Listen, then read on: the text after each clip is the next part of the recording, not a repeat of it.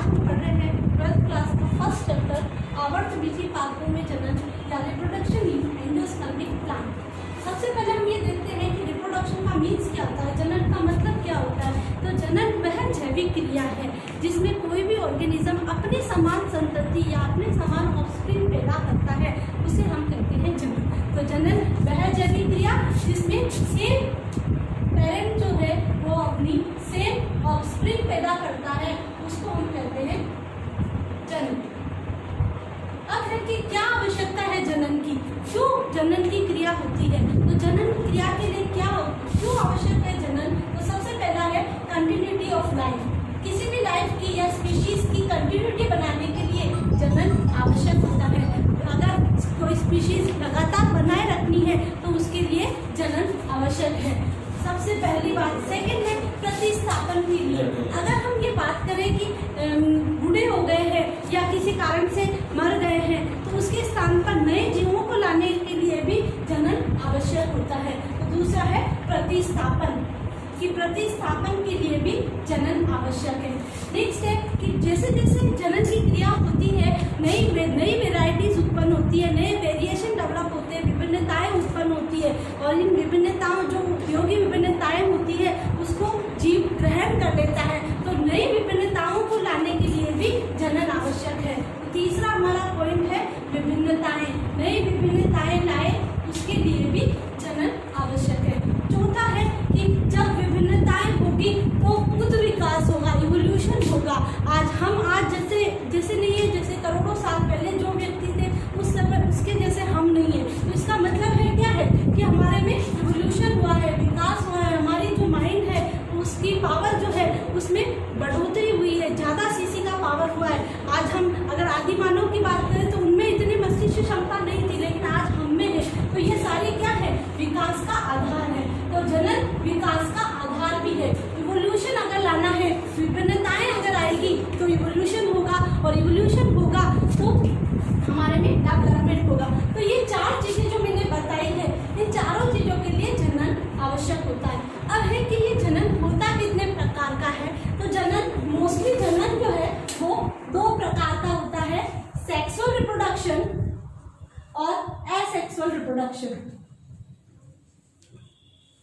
अगर हम प्राणियों की बात करें तो मोस्टली उनमें सेक्सुअल रिप्रोडक्शन होता है और कुछ में एसेक्सुअल रिप्रोडक्शन भी होता है। जो निम्न कोटि के जंतु होते हैं उनमें एसेक्सुअल रिप्रोडक्शन होता है, लैंगिक जनन होता है, जबकि उच्च कोटि के जंतुओं में लैंगिक जनन की क्रियाविधि होती है। लेकिन हम बात कर रहे हैं यहाँ आवर्तबीजी पादपों में जनन की क्रिया। तो आवर्तबीजी पादपों में सेक्सुअल और एसेक्सुअल दोनों प्रकार के जनन की प्रक्रियाएं होती है। तो सबसे पहले हम बात करते हैं सेक्सुअल रिप्रोडक्शन क्या होता है। तो सेक्सुअल रिप्रोडक्शन जो होता है वो द्विजनकीय होता है, जिसमें नर और मादा सेक्स ऑर्गन्स पाए जाते हैं। नर व मादा लैंगिक अंग होते हैं और इन्हीं लैंगिक और नर से नर युग्मक का निर्माण होता है, जो कि एक अर्धसूत्री विभाजन की क्रिया द्वारा होता है और मादा से भी अर्धसूत्री विभाजन द्वारा मादा युग्मक का निर्माण होता है और नर व मादा युग्मक फ्यूज हो जाते हैं, जिसको हम निषेचन या युग्मक संलयन की क्रिया कहते हैं। इसके द्वारा जो कोशिका बनती है उसको हम कहते हैं युग्मनज और इस युग्मनज से पूरे बॉडी का फॉर्मेशन होता है, पूरे जीव का निर्माण होता है। तो यहाँ पर मेल और फीमेल सेक्स ऑर्गन्स की जरूरत होती है और यहाँ पर दो मेन प्रक्रियाएं जो है अर्धसूत्री विभाजन और निषेचन युग्मक संलयन की क्रियाएं इनमें होती है और युग्मनज का फॉर्मेशन होता है। इस युग्मनज से पूरी बॉडी का फॉर्मेशन होता है। तो यहाँ पर हम लैंगिक जनन के बारे में देखें तो वेरिएशन जो होते हैं, विभिन्नताएं जो होती है, क्योंकि दो पेरेंट से आ रहे हैं तो विभिन्नताएं जो होती है वो लैंगिक जनन में आती हैं और इनमें अर्धसूत्री विभाजन होता है, निषेचन की क्रिया होती है और फिर नए प्राणी का फॉर्मेशन होता है। अर्धसूत्री विभाजन हमने पिछली कक्षाओं में भी पढ़ा है कि इसकी जो अर्धसूत्री विभाजन फर्स्ट की जो प्रोफेज फर्स्ट होती है, गुणसूत्र आपस में इस तरह ओवरलैप हो जाते हैं और उनका गुणसूत्रीय मटेरियल एक्सचेंज हो जाता है, जिससे क्या आती है, विभिन्नताएं आती है। ठीक है, तो जीन विनिमय की जो क्रिया है वो अर्धसूत्री विभाजन में होती है, जिसके फलस्वरूप विभिन्नताएं आती हैं। जबकि अलैंगिक जनन की जब अपन बात करते हैं तो इनमें केवल समसूत्री विभाजन होता इसमें कोई भी अर्धसूत्री विभाजन नहीं होता, इसलिए इससे बनने वाला जो ऑर्गेनिज्म है, इससे बनने वाला जो प्लांट है, वो बहु अपने पेरेंट के समान होता है, वो बहु अपने जनक के समान होता है। और जनक के समान होने के कारण इसमें कोई भी विभिन्नताएं नहीं आती। अगर हम कंपैरिजन करें तो इसमें अर्धसूत्री विभाजन नहीं होता, इसमें अर्धसूत्री विभाजन नहीं होता, लैंगिक जनन की जैसे निषेचन की प्रक्रियाएं नहीं होती लैंगिक जन, जबकि ये केवल एक जनकीय होता है, उसी जनक प्लांट से होता है और केवल समसूत्री विभाजन होते हैं। तो इसलिए हम इसको असंग जनन भी कहते हैं। इस वाले विभाजन को हम क्या कहते हैं? असंग जनन भी कहते हैं या कायिक जनन भी कहते हैं, क्योंकि सेम प्लांट से होने वाला जनन जिनमें केवल और समसूत्री विभाजन होते हैं, हम उन्हें अलैंगिक जनन कहते हैं। अब आते हैं हम सबसे पहले हमारा इस चैप्टर में डिटेल है अलैंगिक जनन के बारे में कि अलैंगिक जनन कितने प्रकार का होता है और आवर्तबीजी पादपों में अलैंगिक जनन किस तरह का होता है। अलैंगिक जनन को हम दो पार्ट में डिवाइड कर सकते हैं। अलैंगिक जनन को 2 पार्ट्स में डिवाइड कर लिया। फर्स्ट है इसका अपबीजाणुकता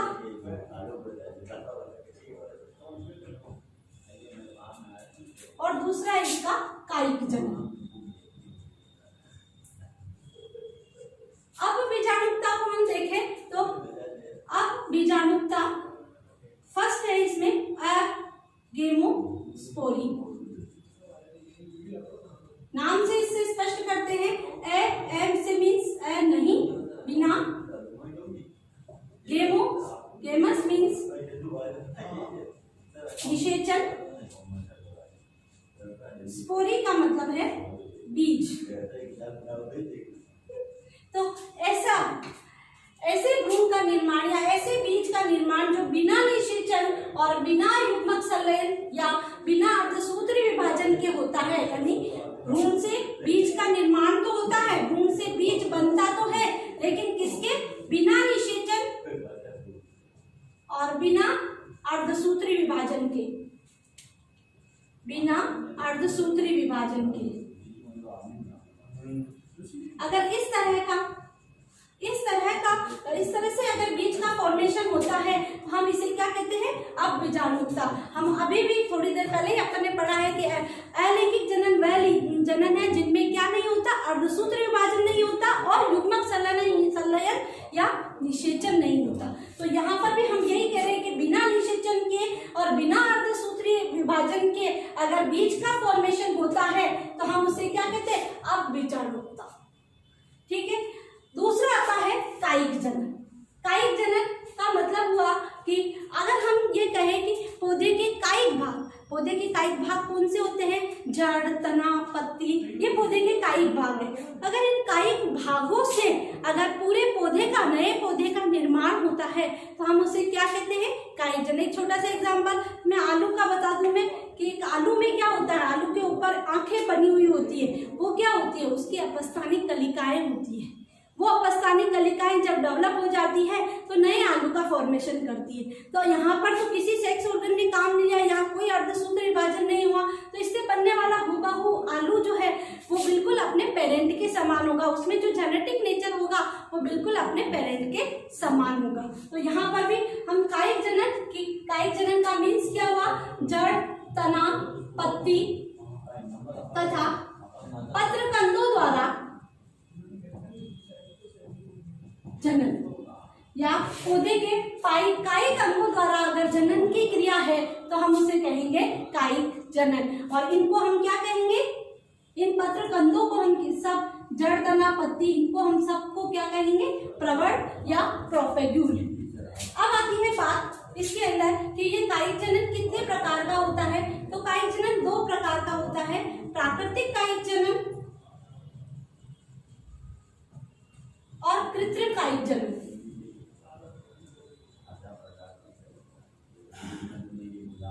प्राकृतिक कायिक जनन और कृत्रिम कायिक जनन।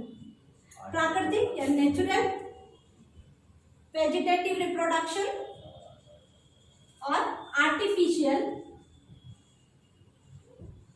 Vegetative reproduction. Vegetative reproduction.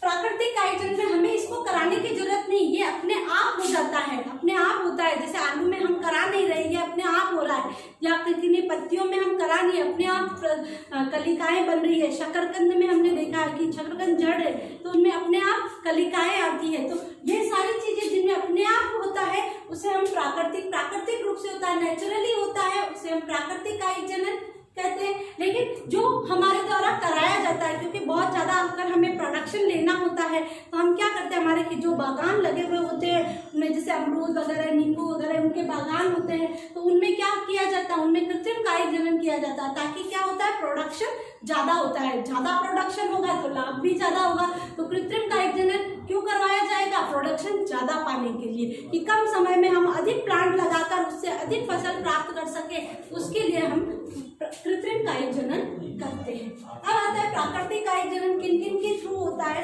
तो प्राकृतिक कायिक जनन जड़ द्वारा, तने द्वारा, पत्ती द्वारा। सबसे पहले हम लिखते हैं तने द्वारा, जड़ द्वारा, पत्ती द्वारा और पत्र कंदों द्वारा। तनों द्वारा कायिक जनन हम पढ़ रहे थे। तने 3 प्रकार के होते हैं। सबसे पहला तना है ऊर्ध्व तने या एरियल तने। दूसरे तने, ये ऊर्ध्व तने जो होते हैं ये हमेशा भूमि के ऊपर रहते हैं, इसीलिए हम इन्हें ऊर्ध्व तने कहते हैं। अब अगर हम इसमें देखें तो सीधा गन्ने का एग्जाम्पल ले सकते हैं। गन्ने का जो तना है उसकी जो पेड़ी होती है, हम उस पेड़ी को काट कर जहाँ पर ये अपस्थानी कलिकाएं होती है, इन कलिकाओं को लेकर हम जब इसको बोते हैं तो एक नया गन्ना पैदा हो जाता है। तो हम इस तरह ऊर्ध्व तने का यूज कर सकते हैं। सेकेंड आता है हमारे पास सब एरियल तने, सब एरियल स्टेम, अर्धवायवीय तने। अर्धवायवीय तने का मतलब है आधा वो जमीन के अंदर रहते हैं तथा आधा जमीन से ऊपर रहते हैं। तो सोइल जो आधा सोइल के ऊपर और आधा सोइल के बाद। अगर हम इसको देखें कि ये कितने प्रकार के हो सकते हैं, तो ये 4 तरह के होते हैं। ऊपरी भूस्तारी, अंतर भूस्तारी, भूस्तारी और भूस्तारिका। चारों में अंतर हम एक बार देख लेते हैं कि किस तरह का अंतर होता है चारों में। अगर सबसे पहले ऊपरी भूस्तारी को देखें तो ये स्टेम है, स्टेम के जस्ट नीचे वाला पोर्शन जो सोइल के पास होता है, ये यहाँ से ऊपर की तरफ जाता है, वापस ये थोड़ा नीचे जाके नई अपस्थानी कलिकाएं बना देता है या जड़ों का फॉर्मेशन कर लेता है और नया प्लांट बनता है। तुमने देखा होगा गार्डन ग्रास जो होती है, धूप घास, उसमें इसी तरह का जनन क्रिया होती है। तो हम इसको क्या कहेंगे, कायिक जनन। तो सबसे पहला है ऊपरी भूस्तारी।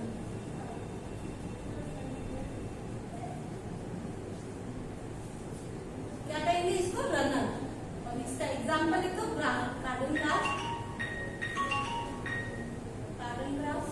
या धूप घास।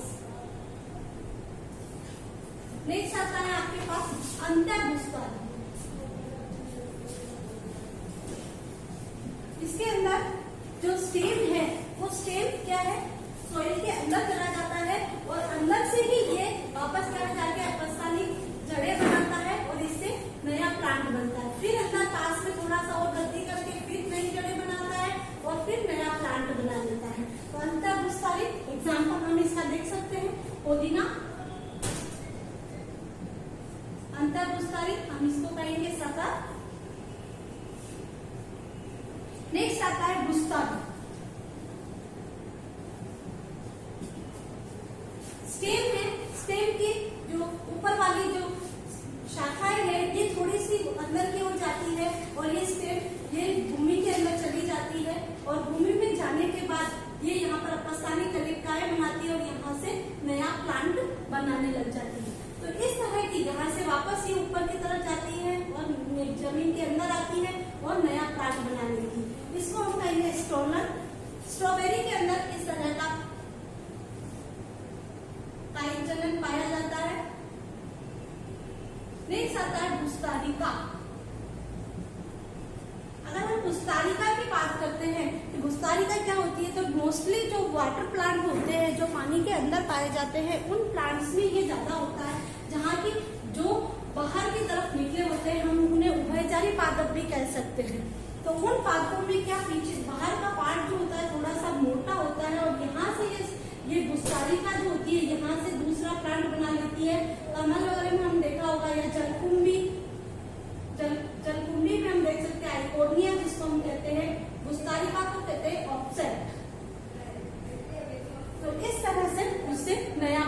बनता है? पानी की अपर सरफेस के अंदर। मोस्टली कहाँ पाया जाता है? पानी वाले प्लांट्स में गुस्तारिका पिस्टिया के अंदर भी गुस्तारिका पाया जाता है। तो ये बात हुई हमारे कि प्राकृतिक काइट्स में तनों द्वारा। अब आते हैं अंडरग्राउंड स्टेज, भूमिगत तने, ऐसे तने जो केवल भूमि के अंदर रहते हैं। भूमि के अंदर रहने वाले तनों की अगर हम बात करते हैं तो ये 4 तरीके के होते हैं भूमि के अंदर रहने वाले तने। एक एग्जांपल, सिंपल सा एग्जांपल, आलू देखा होगा तुमने कि किस तरह का उसमें क्रिया होती है। आलू के ऊपर आंखें पाई जाती है, उन आंखों से अपस्थानिक कलिकाएं निकलती है और उन अपस्थानिक कलिकाओं के जरिए नया प्लांट बनता है। तो अंडरग्राउंड स्टेज में सबसे पहले आते हैं अंडरग्राउंड या भूमिगत तने। भूमिगत तनों में सबसे पहला है इसके अंदर प्रकंद या राइजोम। अदरक अगर देखे हो तो अदरक के अंदर पर्व और पर्व संधियां प्रेजेंट होती है। ये पर्व संधियां प्रेजेंट होती है। यहाँ पर क्या निकलती है? अपस्थानिक कलिकाएं निकलती हैं। इन कलिकाओं से नया प्लांट बनता है। प्रकंद, अदरक, जिंजर। नेक्स्ट आता है ट्यूबर। ट्यूबर के अंदर हम देखें तो आलू का एग्जांपल ले सकते हैं। आलू के ऊपर इस तरह से आंखें पाई जाती है और ये आंखें धीरे धीरे क्या करती है? इनसे अपस्थानिक कलिकाएं निकलती हैं। जब इन कलिकाओं युक्त आलू को हम बोते हैं तो उससे नया प्लांट डेवलप होता है। तो हम यहाँ पर इस ट्यूबर का एग्जांपल लिख सकते हैं, कंद जिसको हम कहते हैं, और आलू का एग्जांपल लिख सकते हैं।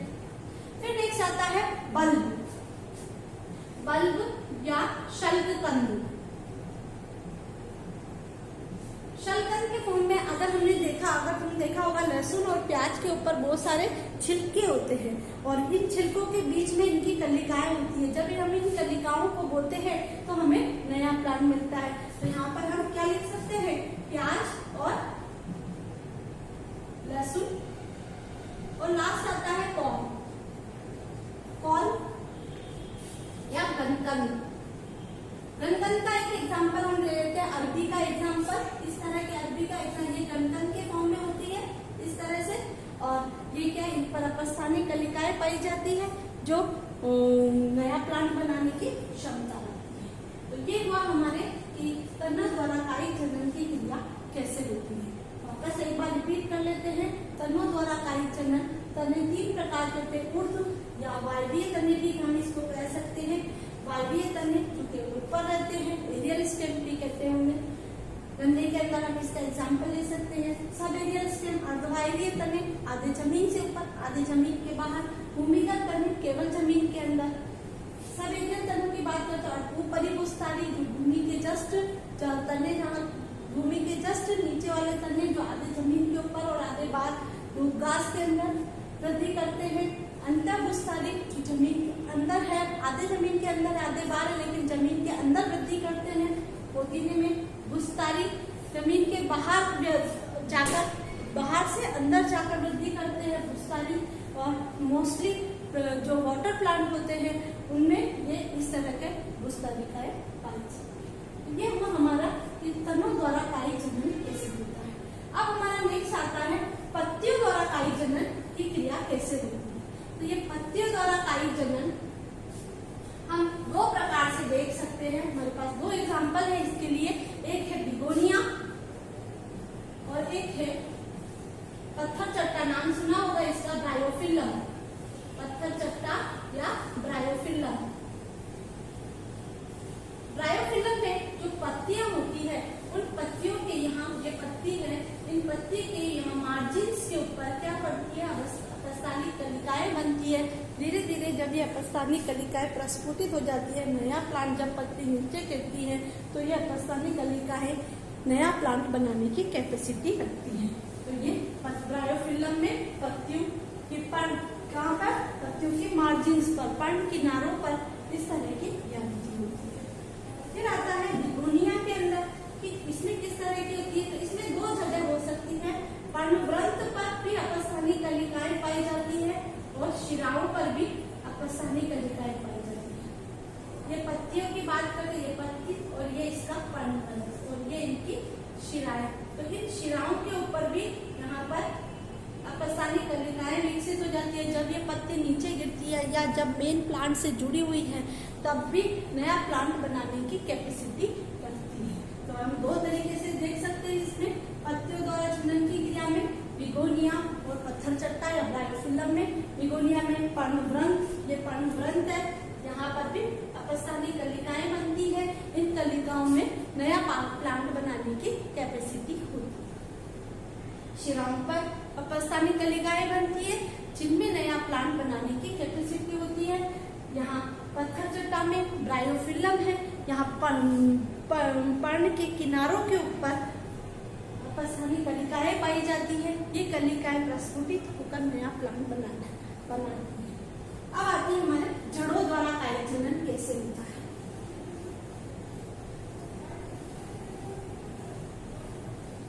जड़ों द्वारा कायिक जनन की क्रिया अगर हम जड़ों द्वारा देखें तो जड़ों द्वारा दो कुछ काष्ठीय पौधे होते हैं, उनमें जड़ों द्वारा क्रिया होती है, या कुछ कंदीय मूलें होती है, उनमें कंदीय मूलों में जड़ों द्वारा रिएक्शन होती है। तो काष्ठीय पौधों में अगर हम नीम, चमेली, शीशम, सिरिस, काष्ठीय मतलब वुडी प्लांट्स, ठीक है, सिरिस, इन सब में क्या होता है कि इनमें कुछ जड़ें विकसित होती है, अपस्थानिक कलिकाएं बनाती है जो नया प्लांट बनाने की कैपेसिटी रखती है।